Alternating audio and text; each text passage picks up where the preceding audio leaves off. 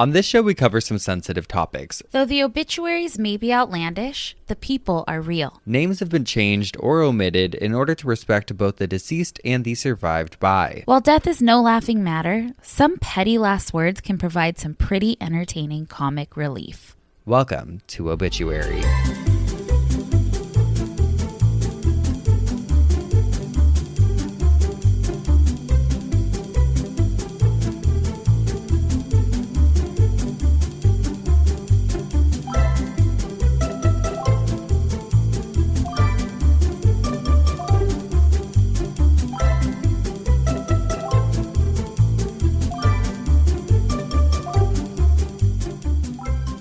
Welcome back to Obituary. I'm Spencer Henry. And I'm Madison Reyes.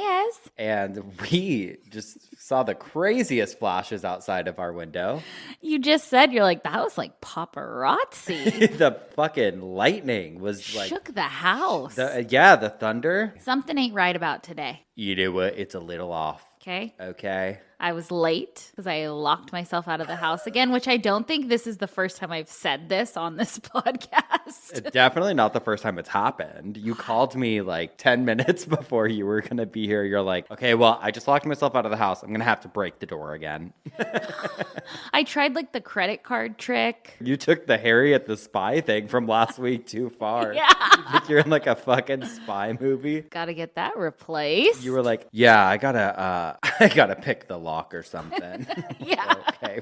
Just gonna pull a bobby pin out. I was mad. And so then I'm mad at everybody. Like, you're not helping me. Oh, God, but you made it. I made it in 30 minutes. Yes. Getting faster.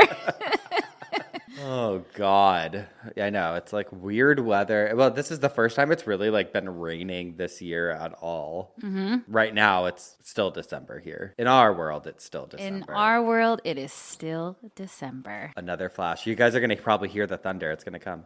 This is where we die. We get like electrocuted in the office. Oh, my God. Scary. What is this storm happening all of a sudden? I don't know. Okay, but speaking of things just being kind of off today, I was driving home from the gym. Uh-huh. And I saw this woman walking and she had no shoes on. She had like a blanket around her and then she just had socks on and they were like super dirty and whatever. And so I see her walking. I'm like, fuck, man, like I don't have any shoes with me except for the ones on my feet. So I pulled over and I was like, ma'am, do you need some shoes? Like, would you like some? She's like, yeah. And I was like, I only have the ones on my feet. Like, I'm so sorry, but I'm going to go straight home, so I only have these. And she's like, okay. And I get out and I start taking my shoes off. They're like Vans high tops.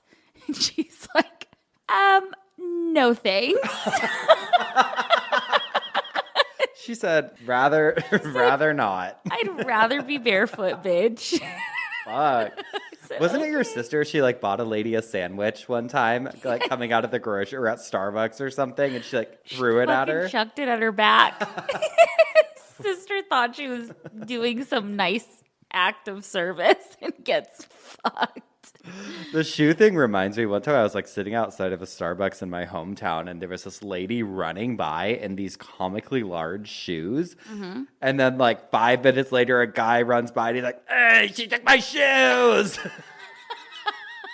Oh, God. God, I guess, you know what? Just be grateful out there that you got shoes on your feet. It's true, because you could be in this thunderstorm without them. Yeah, she's probably regretting not taking those high tops. No, or now. you could be in my shoes, honey, and that would be worse. You said, you want to walk in these shoes? She's like, no, actually, I don't. Bitch, no. I'm one of those, those people that just don't wear shoes? Oh, God, yeah. And they're like run marathons, no shoes. Oh, yeah, just go to the grocery store without shoes.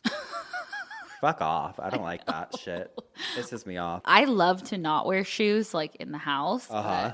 Yeah, outside I'm wearing shoes. Yeah, that's how we roll on this show. Uh-huh. Sorry. Call us traditionalist, but we prefer shoes outside. Speaking of outside, so my transition. I was in Tahoe last weekend. Oh my gosh, yes. It looked so beautiful. It looked like a dream. It was so beautiful. We stayed at my sister's friend's house. That's responsible for my coffin spinner, which we'll talk about later. But we were all talking one night, and it was like my sister, her husband, her friend's husband. We were all just kind of chatting about work stuff. And one of them's like, what does the name podcast actually mean? Like, where does that come from? Oh. And I was like, I feel like I should know that. Yeah. Considering it's our job. Right. Apparently, it is a combination of words. I have a definition here. Podcast is a combination of iPod and broadcast. So my dad wasn't all the way wrong. He wasn't all the way wrong when he said that you do an iPod for a job. Yes. The earliest use of podcasting was traced to the Guardian columnist and BBC journalist Ben Hammersley, who coined it in early February of 2004 while writing an article for the Guardian newspaper. And I guess it's because my brother-in-law looked it up while we were there, and he was saying that like a lot of like the early versions of podcasts people used to listen to on their iPod, which is apparently where that is derived from. And I thought that was really interesting. That is really interesting. Okay. Other sources have like other information, other claims to the name, but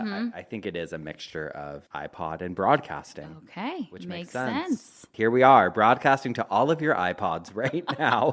How many of you are listening on iPods? I love that. Let me know. I wonder if anyone does listen on an iPod. Maybe. Probably. If you do, send a pigeon and let us know. Yeah, write to us on an email. That is the little mailbox thing on your AOL. In your disc. AOL. Yeah. Oh, God. shit. Okay, well, also speaking of outside, I have a little article. Yeah. It's something that happened outside. It was a celebration that happened earlier this month for all of the unclaimed dead bodies in Los Angeles. Did you hear about this? No. Okay, remember when I did that episode on unclaimed bodies and Yes. what happened? Uh-huh. Well, the county held a burial for 1,937 unclaimed people. So in this particular instance, it was a burial ceremony for the unclaimed people who died in 2020 at the height of the pandemic. And it looked really beautiful. So these are all unclaimed bodies from the pandemic. Yes, and if you listen to that earlier episode, you know that an unclaimed body after a period of time is cremated. And a lot of times they're like dumped in like a mass cremation. I know we got someone that responded and was like, that is not how it happens where I work. And they like work at one of those Oh, wow. places. But I wish I kept that email, but I didn't. Okay. Well, in LA, we just cremate them. Allegedly. But I thought that was really cool that they had like a ceremony and people talked and it was very respectful. Yeah. Everyone deserves some final words. So that was that for the unclaimed bodies. But I also got a listener email from a Geoff named Alice, and they wrote in about Britt Bailey, which Britt Bailey was... Brit Barbie. Yeah.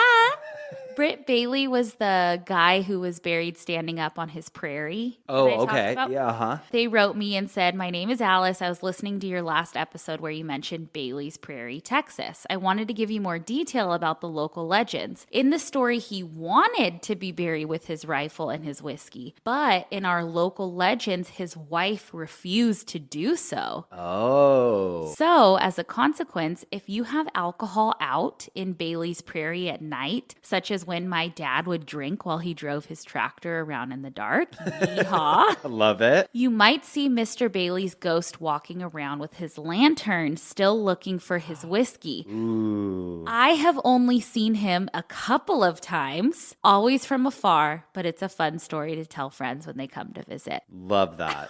Isn't that crazy? Yes. You know what I say? I think the wife's an asshole for not letting him have his drinks in the afterlife. Come on. His drink and his rifle, let him have it. Let him. He's standing there with nothing. He's got nothing to do. Oh my God. Speaking of assholes. Oh, there we go. go. I've got some for us. And this first one says, "Am I the asshole for receiving an inheritance given to my mom who passed away? Okay. My 23, mom, 50, passed recently in an accident. A few weeks ago, I got a letter from a lawyer saying I am given a house and some money, low six figures, in my mom's stead. When my dad passed when I was 15, my mom and I moved. We managed to buy the smallest house in a nice neighborhood. Our next door neighbor was Ella, now 62, who lived alone. She was divorced and her 2 children lived several hours away. Ella and my mom were fast friends and they worked in the same building until Ella's retirement. I knew they hung out often, though I was usually busy with my own things. I was often playing the errand girl, dropping and picking things up between our houses. Ella's children visited every New Year and they were cordial with us. I got a scholarship for university overseas and since then didn't visit much. I learned that Ella's health was bad and that she was often in and out of the hospital. I took a break from grad school and visited my mom back in November. She got into a car accident a week after I went back. She clung to life for several days before leaving me forever. I am still grieving, even as I have to settle all her affairs. I'm her only relative, so naturally I inherited everything my mother had. I also learned Ella passed a few days before my mom in the hospital. Ella's lawyer reached out to me saying Ella had left the house she lived in and money for my mom in her will. Her children got her other properties and more money. Because my mom passed as her next of kin, I am to inherit Ella's house and money. Oh. Ella's children reached out to me. They said that though I have the right to the inheritance, I should relinquish my rights because I am almost nothing to Ella. They are okay with my mom receiving the inheritance because she has been an active part in Ella's life. They said it's greedy of me if I decide to take the inheritance. I think back of all the nice things my mom did for Ella over the years. Ella would want my mom to live a comfortable life, and I'm sure my mom would want that money allotted for her to help take care of me. Still, I wonder if I'm an asshole for receiving the inheritance intended for my mom just because I'm next of kin with no special connection to Ella herself. That is so tough. Complicated. Oh my gosh, because on one hand, I'm like, okay, Ella left it knowing that something could happen to the mom and that it would go to her next of kin. Yeah. But then on the other hand, I'm like, if I were Ella's children, I don't know. I don't think this person clearly does not sound like an asshole. Here's the truth of the matter. If I was Ella and I had left the money for my friend who I cared so dearly about, I would want their next of kin. I would want their daughter to get it, knowing it's their only family. Like, I'd be like, no, I'm okay with that. Like, right. I want that. Well, you'd think Ella would have to know that, obviously. And I'm also guessing Ella had a significant amount of money because of the fact that she gave other properties and a lot more money to the other children and still had enough to leave a house and 6 figures to a friend. It's a technicality thing, but I don't think the person's an asshole if they take it. But I do get that it would be uncomfortable to, like, if the other children were like, can you relinquish your rights? Yeah, that's a position I would not want to be in. I don't think the other kids should have put her in that position and been like, you should relinquish your rights. No. If it was me, I'd be like, no, my mom wanted your mom to just take it. Okay, so what would you do in the person who wrote this position? I would keep the money. You would? And the house. Because I would feel defensive over my mom. And I'd be like, well, it was supposed to go to my mom. Like, yeah. I feel like that route is respecting Ella's wishes. I think. It's hard to know until you're in that position. Yeah. I'm also not somebody who likes to take things from other people. And I know. And my position at first is like, I don't want to deal with these fucking people the rest of my life. You know what I also just realized? These children, though, the writer of this lost her mom right after. So it's like you're coming to this grieving person and asking for the money. I probably actually, if I was in the position, I might just be like, fuck you, I don't want your money. But it's also hard to say because we don't know what financial position necessarily the writer of this is in. She's 23 years old, has lost both her parents at this point. This could be and no all siblings. she has and all she'll ever get. Yeah, I think they should. I mean, I don't think they should have tried to tell her to relinquish. You kind of get what you get. Your parent did what they wanted to do, and You how know? it played out. That's how it played out. All right, well, this next one says, would I be the asshole if I did not name my brother as my kid's legal guardian in my will? My wife, 29, and I, 28, are currently trying for a baby and have decided to sort out some legal paperwork beforehand, namely our will, in case anything happens. When asked to whom we'd like to give guardianship over our future children, after thinking long and hard, we decided to name my best friend rather than my brother for the following reasons. My brother, 24, Eric, has struggled to find a job in his field for a few years now. He works part-time as a teacher but hates it and wants to quit despite having no other opportunities. He's living rent-free with our parents, 54 and 56, doesn't contribute to any expenses like groceries or internet, and has no idea how much things cost and treats money he wins like pocket money instead, funding his hobbies and outings with friends. He has no plans of improving his situation, doesn't want to go back to school or try his hand at something else other than what he currently does. He doesn't have a partner, never has, hasn't expressed any interest in having children himself. Despite all of this, we are very close as he confides in me about essentially everything, and we enjoy a lot of the same things and hang out often. My best friend, Ella, 29, on the other hand, is engaged to her long-term boyfriend and is pregnant with their first child. They own a house and both work in healthcare, ensuring financial stability. I've known Ella since high school, but weird both these names are Ella, and we stayed close despite her moving to a different city. She was my maid of honor at our wedding 2 years ago, and I'm going to be hers in their upcoming wedding. They have an active lifestyle, know how to properly manage money, have a great support system, and I know they'd love and take care of our children like they were theirs. They also know my parents and brother, and they would do what it takes to maintain a connection with them. When we asked them if they'd be willing to be in our will as legal guardians, they were moved and said yes, of course. However, they did mention they were surprised I didn't consider my brother before them, to which I replied that while I absolutely would love for Eric to be in my kids' lives, I only see him being an uncle, not a parent. I'm guessing I'll have to break the news to my family eventually, so it's not a complete surprise if anything happens, and I worry Eric and my parents won't take it well as they're very family-centered and feel like you should always come to family first for help. So would I be the asshole for naming Ella instead of Eric as my legal guardian? No, I don't think so. I think you have to do what's right for you and your child. Yeah. I do know that like families forever or whatever, but then it's like, fuck that. Like you have to leave your children with the most reputable person, I think. Or the person that you automatically have that instinct, like, no, this is what I should do, which sounds like it's the friend and not the brother. It's one of those things where it's, again, just because it's family doesn't mean that we all have family members that we'd probably be like, yeah, I would totally, or I would totally not. Mm-hmm. Like, everyone's got their own situations going on. It doesn't sound like the brother's very responsible. So. Yeah, no. And it doesn't sound like he would want it. No. I wouldn't think he would get offended, but... I'm also like, just fucking let them deal with it after. Don't tell them. Like, avoid the unnecessary drama. Shit. I know. God. I mean, I have a plan laid out with Hot Dog. I sat with my grandfather before he passed away because he did like financial advising for working. And I fully sat and made a plan for Hot Dog if anything were to happen to me. But yeah, so not the asshole, either of you. No, not the asshole. That's like when people make someone like the godfather or the godmother. It's like you can't get offended. No, it also changes. Like there's like I don't know if there's anyone I know who's had a wedding and hasn't regretted or like been like, why did I have that person in my wedding that they're like no longer in contact with? And I feel like it's the same thing like this. Yep. Like yes, I've got a yep. You got a couple. One didn't even make it to the wedding. I know, one didn't even make it to the wedding. And you know what? There's a couple people that I wished I would have had in the wedding that I didn't. Oh, like you! Ooh, me? God, that's my anger outside these. Oh, no. I think that's all I got. There's actually so much I want to talk about that I just can't. I don't want to blur lines. Oh, come on.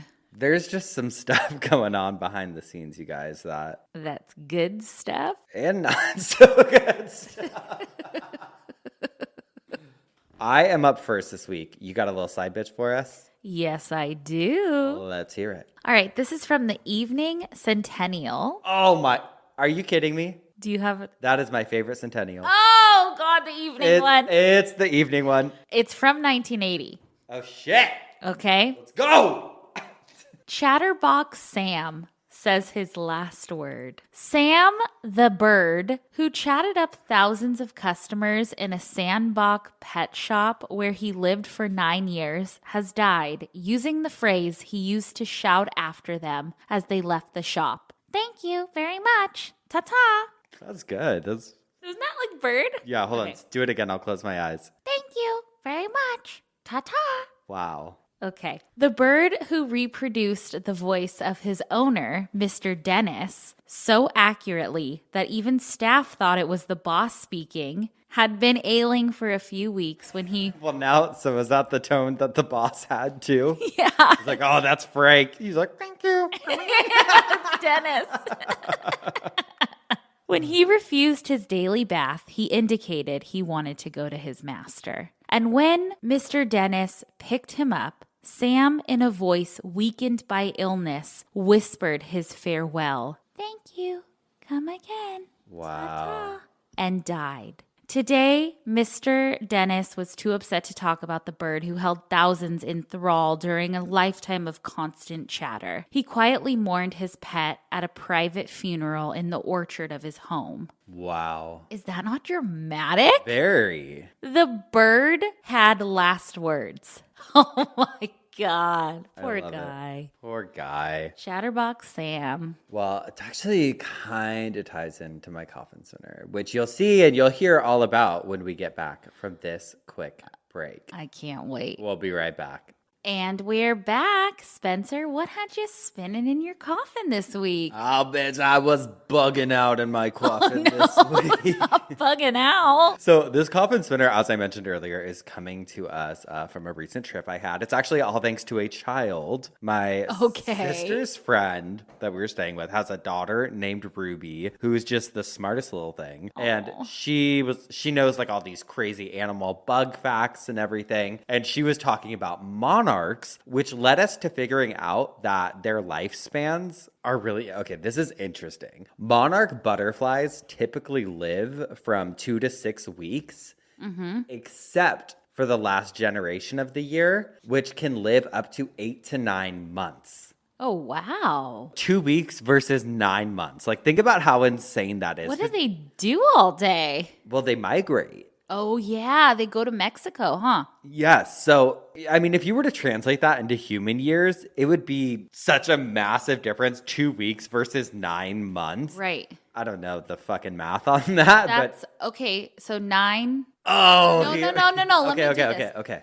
Let's say there's 4 weeks in a month. Because there are. Some months have 5, but let's just say 4. 4 times 9 is what?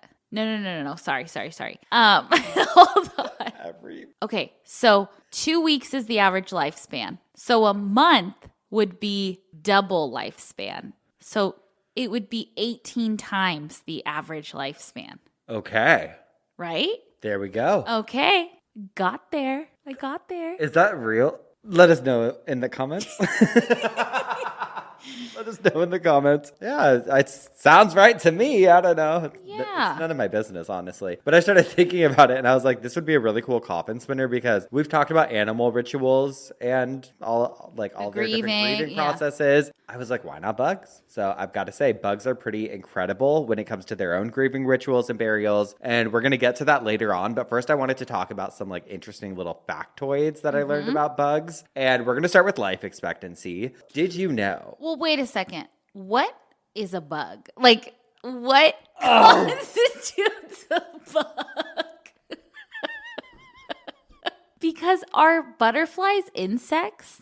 Don't do this to me. I'm sorry. I don't know. Yeah, I think so. Okay. I mean, they're not birds. So bugs, like roly-polies, cockroaches. It's confusing because some bugs are considered like animals. See, my questions aren't always stupid. No, there's no stupid questions. Except yours. No, I'm not saying that. I'm saying that I don't know. Okay. Here's the thing. I'm never going to tell you you're wrong because I don't know anything about anything. Some things are questionable that you ask. What are bugs? Bugs are insects. And there we go. We've blown the cover, people. Somebody get us a Nobel Prize. Okay. What do you think is the longest living bug? Cockroach. You think? I think so. Okay. Because those bitches don't fucking die. How about termite queens? Oh, honey, what? You didn't see it coming, did you? I did not see that coming. They can live for decades. What? According to extermpro.com, What is this podcast?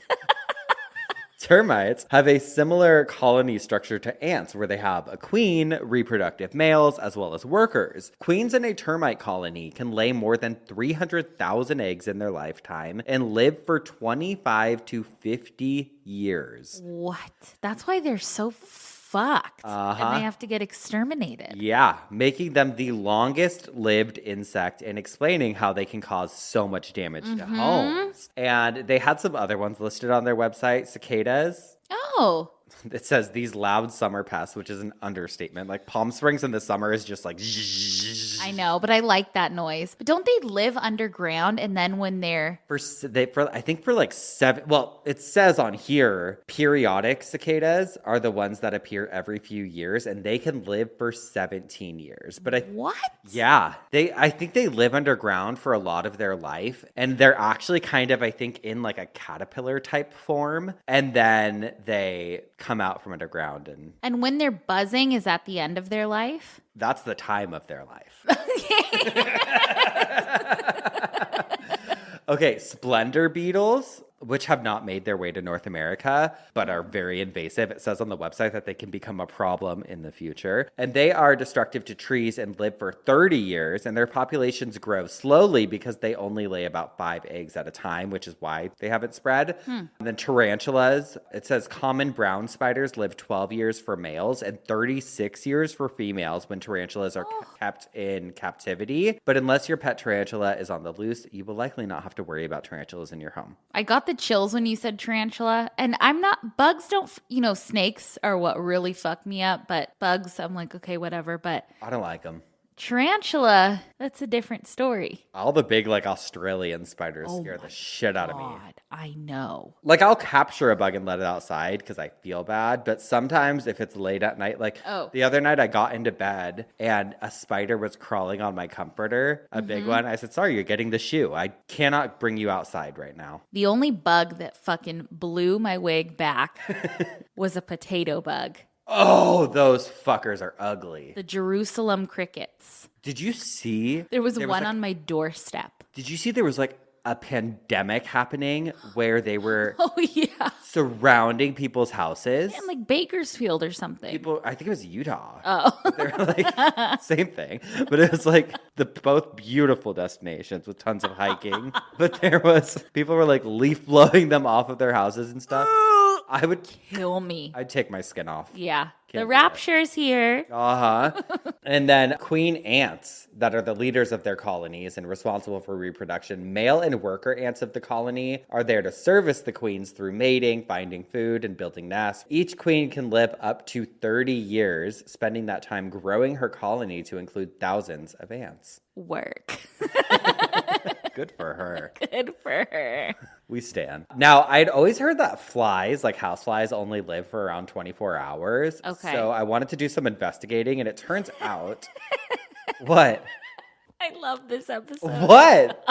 Are you making fun of me? No, I just love it. I thought it was interesting. Tell me. Great. Everybody hates it. I just want to talk about... I'm just a weird kid just wanting to talk about bugs. No, you're like... Well, so about flies, I wanted to do some investigating. So. I did, because I'm interested to know, because what happens to them? What does happen to them? I want to know. In this house, they get electrocuted, sweetheart. Yeah, they get shot with a salt gun. Yeah, but it turns out... Well, and as they should. They're very predatory. Are they? Well, according to Orkin, the company, houseflies pass through 4 distinct ages: egg, larva, pupa, and adult. And the life expectancy of a housefly is generally 15 to 30 days. It depends on like the temperature, climate, living conditions, all of that. But flies dwelling in warm homes and laboratory develop faster and live longer than their counterparts in the wild. The houseflies brief life cycle allows them to multiply quickly if left uncontrolled. And houseflies are known to carry over 100 diseases, including tuberculosis and cholera. And they transmit diseases by feeding and by carrying pathogens on their feet and mouths. Wait, what? And so they're known for like spreading bacteria. That's Is like this the Victorian ages? Tuberculosis and cholera? that's what it says.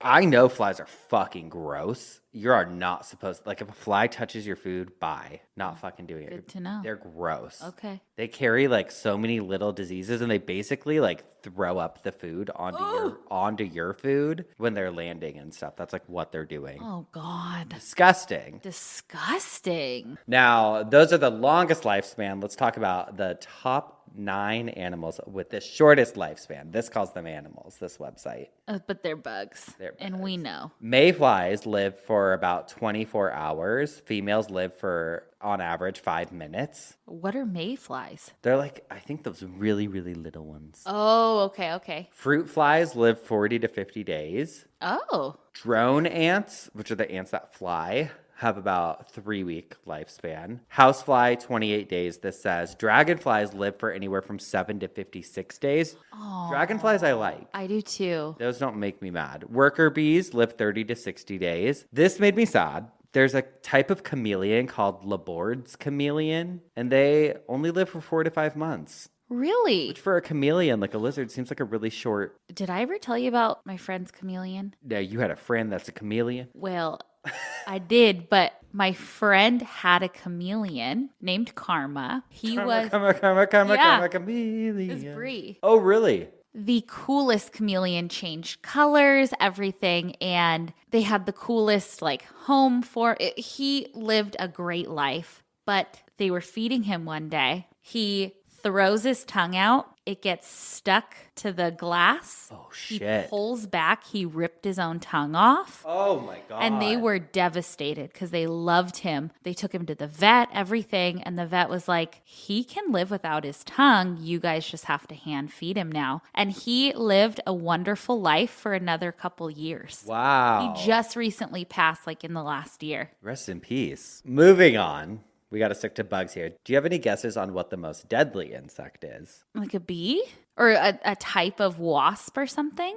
Mosquitoes. So, determining the deadliest insect can be challenging as it depends on the criteria used, such as the number of human deaths caused, toxicity of the venom, aggressiveness, and other factors. However, one of the most notorious insects in terms of human fatalities is the mosquito, because they're responsible for transmitting deadly diseases such as malaria, the Zika virus, amongst many others. Malaria particularly deadly, causing hundreds of thousands of deaths annually, especially in the sub-Saharan Africa. When my mom was in Africa on I don't know, she was visiting Kenya, and they made them drink soda water because it had something in it that helped combat malaria. Interesting. Club soda. But yeah, dangerous suckers, literally. I hate a mosquito. Those also get killed in this house. Those don't get let outside. But you know what? This episode is going off the rails.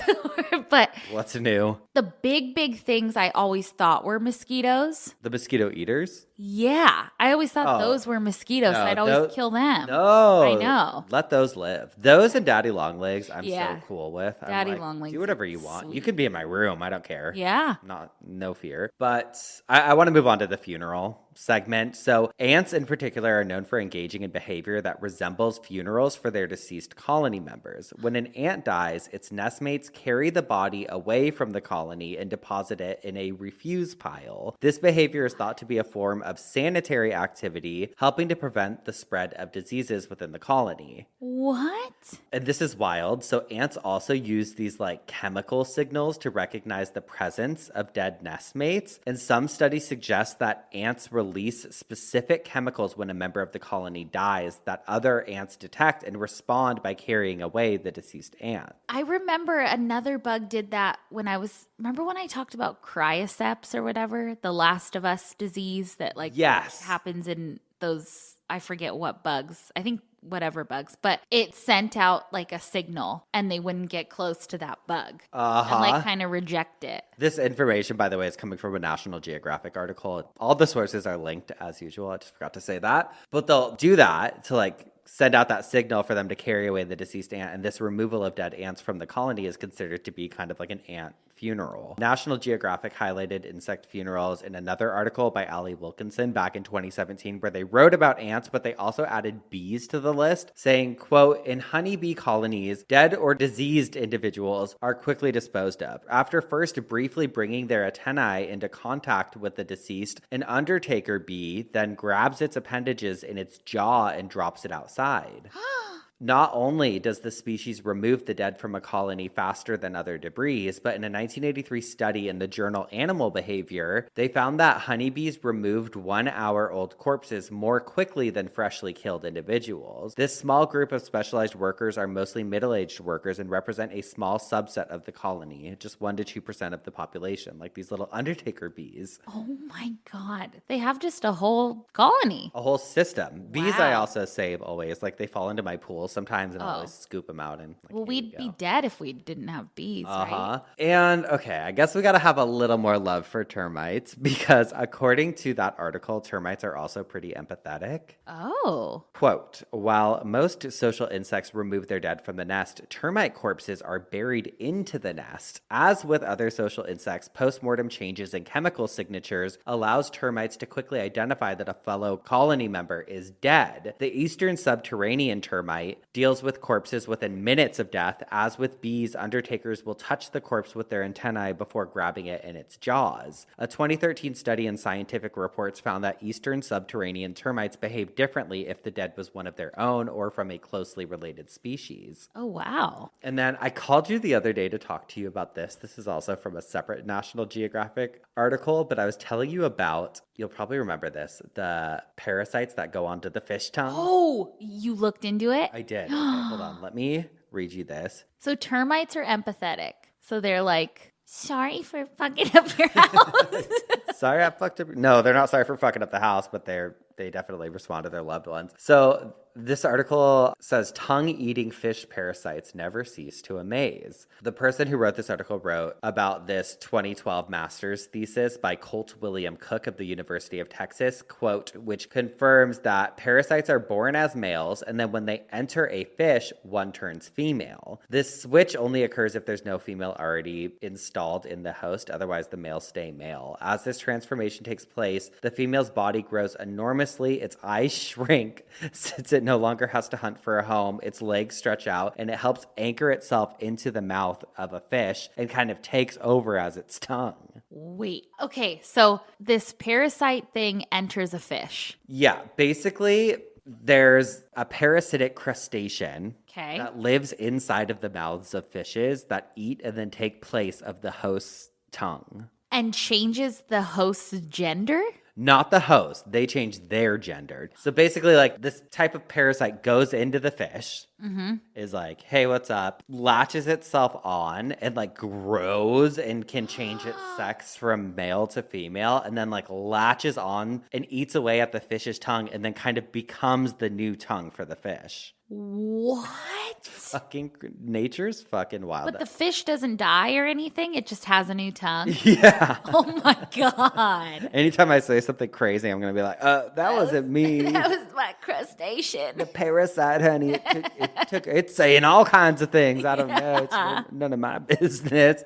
But I want to end with this incredible article from Atlas Obscura highlighting insect funerals that says why humans and insects keep holding funerals for insects. We have surprisingly overlapping death traditions, writes George Pendle. Quote, in April of 2012, tiny memorials started appearing on the streets of Minneapolis. Bundles of flowers no bigger than matchsticks, teddy bears the size of peanuts, and even miniature portraits could be found arrayed around the bodies of wasps, cockroaches, flies, and moths depicted in both their larval and adult stages. Was this the work of a distressed Buddhist monk lamenting the loss of reincarnated souls, or that of an obsessed insectophile sharing their grief at the incidental slaughter of their tiny friends? Alas, it was not so serendipitous. The memorials were the work of an advertising agency that sought less to mourn than to create promotional buzz. This was, however, not a new idea. 2,000 years earlier, the ancient poet Virgil was said to have held a funeral for his pet fly at his house in Rome. Eulogies were read, poetry was recited, and professional mourners wailed as the fly was entombed in Virgil's garden. What? However, Virgil's reasons for this public display of grief were less about garnering publicity than keeping his property safe. At the time, the Roman powers that be were confiscating the estates of the rich. Only one exception was given, if the estate held a burial plot on its grounds. By burying his fly, Virgil saved his home. Yet, as bizarre as these incidences of full-blown insect funerals might seem, they both tap into a tradition that links the funerary rites of humans to those of bugs and vice versa. For much of recorded history, insects have been linked to death, but not in a good way. Ancient Egyptians were buried with necklaces of stone-carved flies to ward off maggots that were perceived as a threat to their spirit. Ancient Greek cults sprung up to worship gods who would chase flies away. Flies were generally seen as the pestilential pets who ruined corpses and threatened one's afterlives. The devil is, after all, known as the Lord of the Flies. They go more in depth about all of that, and obviously this article is linked, but there is an ant burial, it says, in terms closely akin to a human burial, where 2 of the ants advanced and took up the dead body of one of their comrades, and then 2 others, and so on until all were ready to march. First walked 2 ants bearing a body, then 2 without a burden, then 2 others with another dead ant, and so on until the line was extended to about 40 pairs, and the procession now moved slowly onwards, followed by an irregular body of about 200 ants. Wow. It's like real funerals. Oh.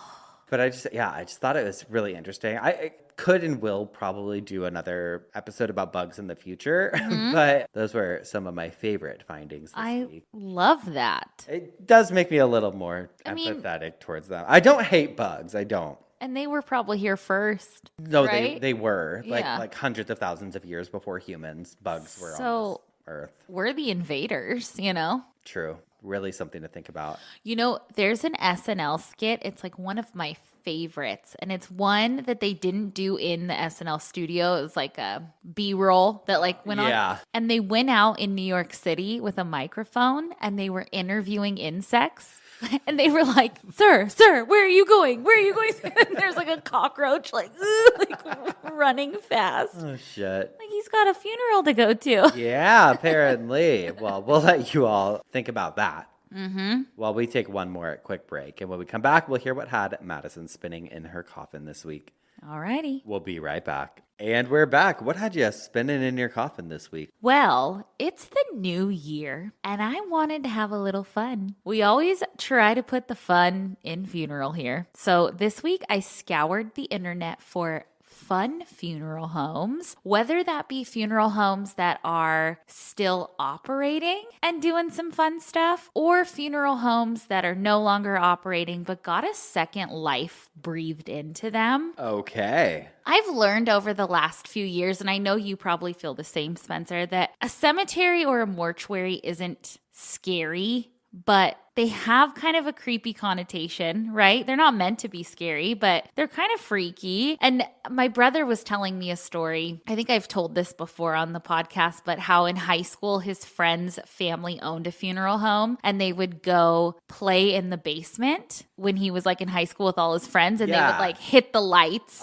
You've talked about this. Yeah, and that would freak me out. I get it. I wouldn't want to be in a funeral home with the lights out. But truly, it's just another building and very natural things happen there. Unless you're the Lamb Funeral Home or one of the other horror stories Spencer's told us about. So I have just a couple funeral homes I want to talk about. First, we have the Olinger Mortuary. And this mortuary is located in Denver, Colorado. And Spencer, I'm so mad that we didn't go to this place. We can always go back. I know. But the mortuary started operating in 1908, and it was the first mortuary in the Rocky Mountain area. The mortuary was hustling and bustling back then. I read that it did like half or more of all of Denver's funerals at one point. Oh, shit. The big dogs. The big dogs. Also, do you guys remember when I talked about the fight over Buffalo Bill's body? I talked about how Wyoming and Colorado wanted his body buried in their respective states, and there was like a fight over it. Right. This was in 1917, and Buffalo Bill's body sat in the Olinger mortuary for 6 months while Wyoming and Colorado duked it out. Colorado eventually won, but there are conspiracy theories that I know we touched on in that episode. But sadly, this mortuary is not operating in this building anymore. However, a chef named Justin Cucci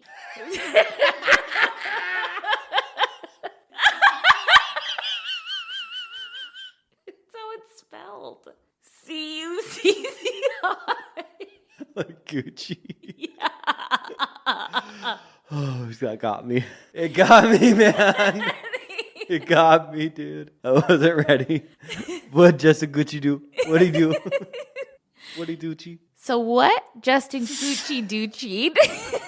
Justin bought the building, I believe in 2010 or 2011, and instead of trying to hide its history, he embraced it. The mortuary is this like big red brick building with multiple floors and a huge vintage neon sign that reads Olinger Mortuaries. I'll post a picture of it. So Justin decided to open a restaurant, but he kept the sign, but he turned out the O bulbs on that sign. And so it just read Linger. And then he kind of fudged the mortuary sign so that it said eateries. Okay. But you can still see that it says mortuaries like during the day when the light's not turned on. So it's Linger Eateries, but it's in the old mortuary building. I love it. So he turned this place into a Denver hotspot for food and drinks. And he definitely leaned into it being an old funeral home, but not in a cheesy way. There are just little nods everywhere. So the host stand is an old... It's a casket. Yeah. The toilet is a tombstone. Yeah. Okay. Nothing cheesy. Nothing cheesy here. The host stand is a church pew. Water is served in formaldehyde bottles. Oh, good. Classy. Conveyor belts that were used in the mortuary now have glass tops on them that are used as tables. The garage with huge garage doors where hearses were stored now offers, lots of seating with a nice breeze. They open those garage doors. And the area where embalming took place is now rented out as a retail space. And an article from the Denver Post said, quote, "The bar is so packed that it's toe tag to toe tag." I love it. Okay, next we have the Hodges Funeral Home. Hodges is located in Naples, Florida. The funeral home was opened in the early 1960s by Earl and Thelma Hodges, and their story is super sweet. Earl started working for a funeral director at the age of 13, and he said that the big black hearse is what lured him into this line of work. Like, he really wanted to drive in it. He met his wife, Thelma, years later, and on their 20th anniversary, he bought her an antique funeral car that they parked outside of their funeral home for years. They're just a cute little old couple. Anyway, in 2014, this funeral home decided to gut their old community room and built out a huge wine cellar. Naples Daily News spoke to the general manager and funeral director, Scott McIntyre, and he said, quote, "More and more people were coming to us wanting to do celebrations of life instead of funerals. And, Naples has a lot of wine lovers. So you can go to a funeral service there and then also go to the bar and get some wine. And if you're anything like me, that is a funeral penny." And if they served rot gut, I'd probably have a glass of that too. Why not? Scott also said, quote, "Nobody likes death. Nobody likes going to the funeral home. This is a more relaxing environment." I know. Okay, but also in that article that I read about Scott, they mentioned how a funeral home in South Carolina had opened a Starbucks inside of it. And that just doesn't feel fun to me at all. Like, I feel like you're making money in the face of grief. Imagine fucking waiting for your fucking mobile order and it's like they're moving bodies behind you. They're like, "She died." He's not picking up her order for coffee. Okay, with that kind of same premise, we have the Moynihan Funeral Home in Providence, Rhode Island. It has been operating since 1896. In 2011, though, one of the family members decided to utilize the funeral home's garage. that housed hearses and turned it into an Irish pub. Okay. It's called McBride's Irish Pub, and this opened in 2011. Many patrons would come over for a drink after a funeral service. However, it is open to the public too, and at 10 p.m. every night, they have a tradition called Last Call, where they ring this bronze bell and honor someone who has passed, and then everybody in the pub raises their glass and they drink to the deceased person. I know, I love that. Unfortunately, though, after some digging, their website says that the funeral... Some digging. They moved to a different location in 2021 after 90 years of being in that same location, and I can't access the pub's website anymore, which tells me that it was fun while it lasted. But oh, man. Okay, moving on. This next funeral home is my absolute favorite, and it's inspired me to do a future coffin spinner on unfortunate funeral home names because this guy's last name is funny in the death world. It's the Allgrim Family Funeral Services. It's spelled AHLGRIM.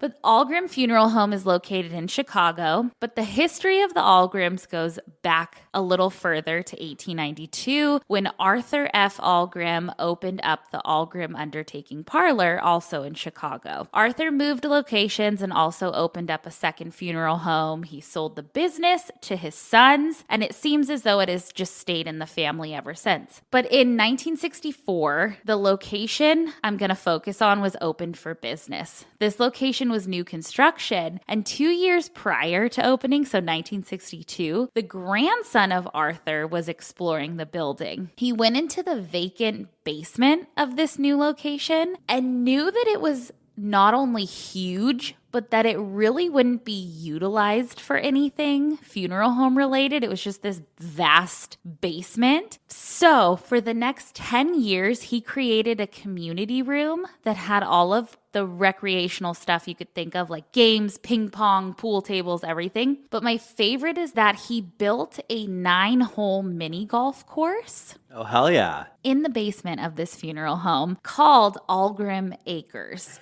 The room is closed when there are funerals going on up above, but any other time it's open for fun, birthday parties, there's a bunch of children birthday parties, everything. The course is death themed, obviously, and CNN.com reported on it a few years ago and they described it all. So I guess in mortuary school, you get something called a sculpting skull, and the grandson who built the mini golf course, he had his sculpting skull from mortuary school, and that's at the first hole. Love it. There's also, from that article, quote, a moving guillotine, a life-sized Grim Reaper-like figure, and even a water trap featuring Allgrim's very own miniature mausoleum. And that article ends with one of the family members saying, quote, we probably think about death a little differently than the average person. And I think we can relate to that. Yeah. But I also read in another article about it in Chicago Mag that talks about how it's basically such like a beloved place in this area that it's good for business, and that there's a quote in there that says, we've had funeral customers say, we called you because I was here as a kid playing your miniature golf courses as a Cub Scout. But it's under the funeral home. Yeah. It's 20 feet underground. Oh my God. I think that's so cool. It's sick. Okay, but lastly, I have an honorable mention because it's not a funeral home, but it's a cemetery that had some new life breathed into it. So there's a graveyard in India. 60 plus years ago, a man named K.H. Mohammed Bai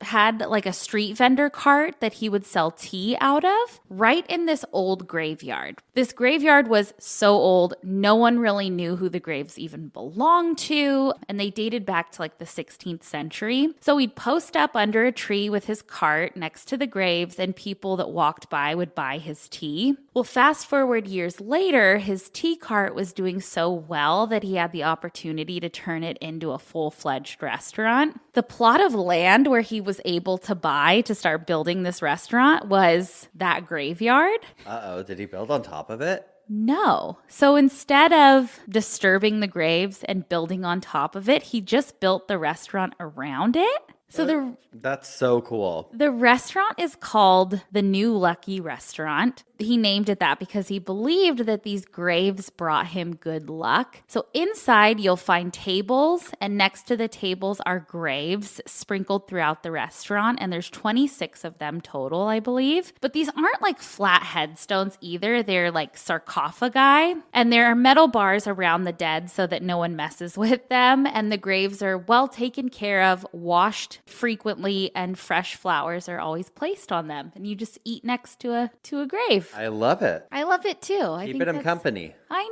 know. Or bothering them. We'll find out. Who knows? But that's it. I love it. Some funeral homes. Some funeral homes. Well, this is not going to be fun. Why? Because it's time for obituaries, and I have, Oh no. I think, the most scathing obituary, dare I say, that we have ever talked about on this show. Okay. It's from an email. It said, "Hey babes, I'll keep it short and sweet because I don't know this person, but if you need an intense obituary, I've got one for you. I saw this in one of the groups I'm in on the Book of Faces. I'll leave it up to you if you want to change names. Love you guys and the pod, Emily." I'm not going to change names because I don't know if you've looked at our email today, but the amount of times this obituary has been sent in is wild. Some of the people that sent it in apparently live in the town where this woman was from. It's certainly going to go viral, so there's no point in changing the names because it's gonna be found. Okay. And I think it wants to be found. I think so. This is for Linda Lernell Harvey Cullum Smith Stoll. Okay. You haven't read this. I have not. No. Linda Lernell Smith Stoll was born on October 1st of 1951, welcomed to the world by loving parents who preceded her in death. In February of 1969, she gave birth to her first child, Gail Harvey Heckman. Lernell deceived her first husband, Roderick Allen Harvey, into believing that he was her first child's biological father. Oh, shit. They married and divorced when Gail was 3 years old. Lernell then had Gail adopted by her second husband, Frank Randall Cullum. They divorced after a decade of marriage. Gail never heard from Frank again. Lernell's third husband, James Floyd Hart, sexually abused Gail when she was 13. Instead of protecting her daughter, Lernell accused Gail of trying to steal her husband and proceeded to beat her senselessly. After another divorce, Lernell acquired her fourth husband through the unofficial or illegible word-of-mouth inmate-run Jackson State Prison Pen Pal program. In between and during her marriages, there were a variety of unsavory men in and out of our home. As a mother, Lernell was violent, hateful, and cruel. She physically, mentally, emotionally, verbally, and financially abused Gail Lernell, allowed for her many inappropriate suitors to sexually abuse Gail. Lernell's abuse continued into Gail's adulthood, attempting to physically, verbally, emotionally, and mentally abuse her in front of her children. Gail had to establish a no-contact order to protect herself and her family. That was 24 years ago. In March of 2023, Gail unexpectedly found out who her biological father was through a popular online DNA service. After years of deception from Lernell regarding who Gail's father was, Gail and her family are navigating the waters of getting to know their paternal biological family. This is it. Lernell will never be the mother and grandmother that she could have chosen to be to her family. That door is closed forever with her death. That is what Gail and her family grieve, who their mother and grandmother could have been. While they are afraid that Gail, her husband, and their 4 children cannot share their grief, their heartache lies with Lernell's brothers and sisters, their aunts, uncles, and cousins, as they grieve the death of a complicated family member whom they love very much. Lernell passed away on December 12th of 2023 in Three Rivers, Michigan, and will now face judgment, which we've heard. Gail and her family forgive Lernell and hope that she has found peace. They also hope to find peace within themselves. Lernell will not be missed by Gail or her family. They all understand the world is a much better place without her.